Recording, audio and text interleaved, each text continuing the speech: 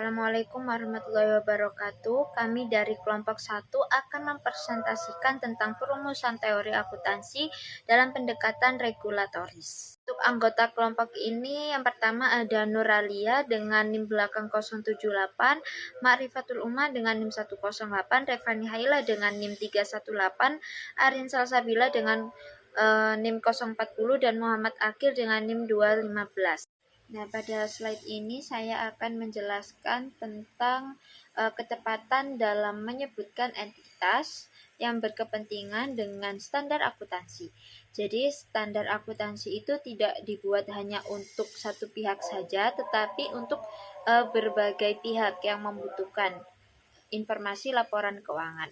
Oleh karena itu, penting untuk memahami siapa saja yang terlibat dalam proses standar akuntansi, mulai dari penyusunan standar, penggunaan laporan keuangan, hingga pihak pengawas. Dengan memahami entitas, kita dapat melihat bahwa standar akuntansi itu berfungsi untuk mendukung transparansi dan membantu berbagai pihak dalam pengambilan keputusan ekonomi. Baik, untuk selanjutnya adalah membahas tentang pihak yang berwenang menetapkan standar akuntansi. Jadi dalam pendekatan regulatoris, perumusan teori akuntansi itu sangat dipengaruhi oleh lembaga resmi yang memiliki kewenangan dalam menetapkan standar akuntansi.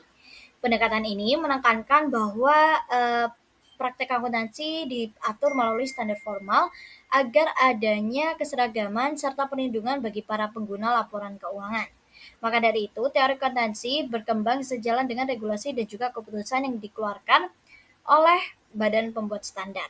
Selanjutnya, secara internasional, kewenangan penetapan standar akuntansi sendiri berada pada International Accounting Standards Board atau IASB yang menyusun dan menetapkan International Financial Reporting Standard atau IFRS, yaitu yang dimana IFRS ini menjadi acuan global dan mencerminkan kerangka konseptual akuntansi seperti prinsip pengakuan, pengukuran, penyajian, dan juga laporan keuangan.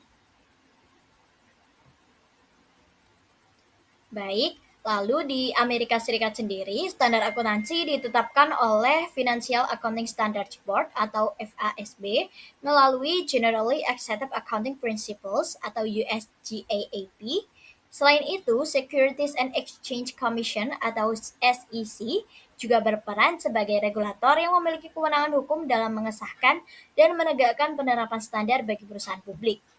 Dan di Indonesia sendiri, kewenangan penetapan standar akuntansi berada pada Dewan Standar Akuntansi Keuangan (IAI) atau DSAK IAI jika disingkat, yang dimana DSAK IAI ini menyusun standar akuntansi keuangan yang diadopsi dari IFRS dan disesuaikan dengan kondisi ekonomi, hukum, dan juga bisnis nasional. Hal ini menunjukkan bahwa dalam pendekatan regulatoris, teori akuntansi bersifat normatif karena diarahkan oleh aturan resmi yang mengatur bagaimana akuntansi seharusnya diterapkan dalam praktik. Nah, selanjutnya di sini kita akan membahas tentang legitimasi proses penetapan standar. Jadi, di sini legitimasi proses penetapan standar itu berkaitan dengan alasan mengapa standar akuntansi itu berhak untuk ditaati. Dalam pendekatan regulatoris, standar itu harus memiliki dasar otoritas serta diterima oleh publik agar efektif untuk diterapkan. Proses yang transparan dan rasional itu menjadi dasar utama terbentuknya legitimasi tersebut. Nah, di sini legitimasi standar akuntansi itu harus dianggap sah dan pantas untuk diikuti. Tidak cukup hanya dibuat oleh lembaga resmi, tetapi juga harus melalui proses yang transparan dan juga masuk akal. Kalau prosesnya jelas dan juga terbuka, maka perusahaan dan pengguna laporan keuangan akan lebih percaya dan mau mematuhi standar tersebut. Nah, selanjutnya di sini kita akan membahas legitimasi dan dinamika kepentingan. Pada proses penetapan standar itu melibatkan berbagai kepentingan ekonomi, sosial, dan politik, sehingga tidak sepenuhnya itu netral. Lalu legitimasi ini diperlukan agar hasil proses tersebut itu tetap dapat diterima secara luas.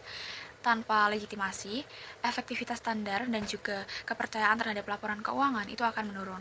Nah, di sini Belkau itu menjelaskan bahwa penetapan standar itu tidak terjadi di ruang kosong. Ada kepentingan perusahaan, investor, regulator, dan juga pihak lain yang terlibat. Karena itu legitimasi penting supaya meskipun ada kompromi kepentingan, hasil akhirnya itu tetap dipercaya. Kalau misal standar tidak dianggap legitim, maka kepatuhan bisa menurun dan kualitas laporan keuangan itu akan ikut terdampak. Baik, selanjutnya yaitu legitimasi proses penetapan standar. Legitimasi proses penetapan standar diperoleh karena standar akuntansi berdampak luas dan mempengaruhi banyak pihak.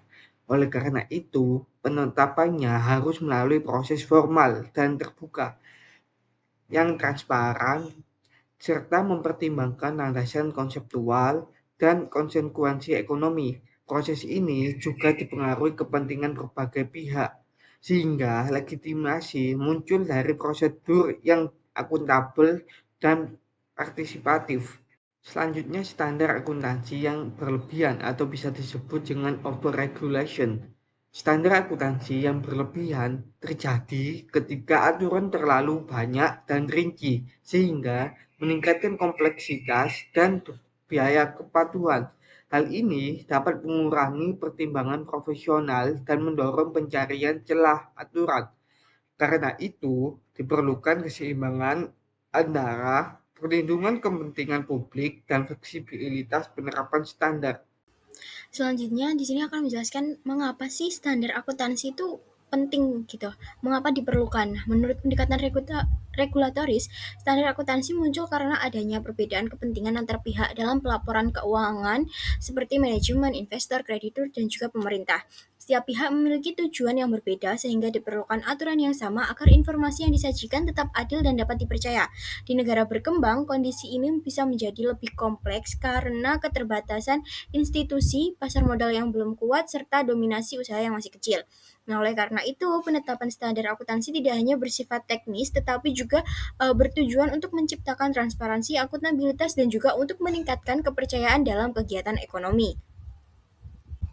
Nah, selanjutnya akan menjelaskan terkait dengan strategi penetapan standar bagi negara-negara yang berkembang. Terdapat beberapa strategi yang dapat digunakan, yaitu adopsi penuh standar internasional, adaptasi atau konvergensi sesuai kondisi lokal, dan juga pengembangan standar nasional, serta penggunaan standar ganda antara perusahaan besar dan UMKM. Setiap strategi ini memiliki kelebihan dan juga keterbatasan tergantung kesiapan ekonomi dan institusi dari suatu negara. Namun, strategi yang paling umum digunakan adalah konvergensi karena mampu untuk menyeimbangkan kebutuhan global dengan kemampuan ekonomi dan kondisi domestik sehingga standar tetap dapat diterapkan secara efektif.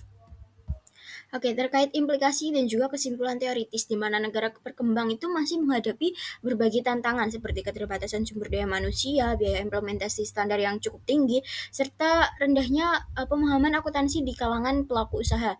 Nah, oleh sebab itu, strategi yang paling rasional adalah pendekatan bertahap dan juga adaptif. Artinya, negara tidak langsung menerapkan standar secara penuh, tetapi juga menyesuaikan secara perlahan agar tetap relevan dengan kondisi lokal sekaligus tetap menuju harmonisasi standar internasional. Baik, sekian pemaparan materi dari kelompok kami. Kurang lebihnya kami mohon maaf dan terima kasih atas waktu yang telah diluangkan. Wassalamualaikum warahmatullahi wabarakatuh.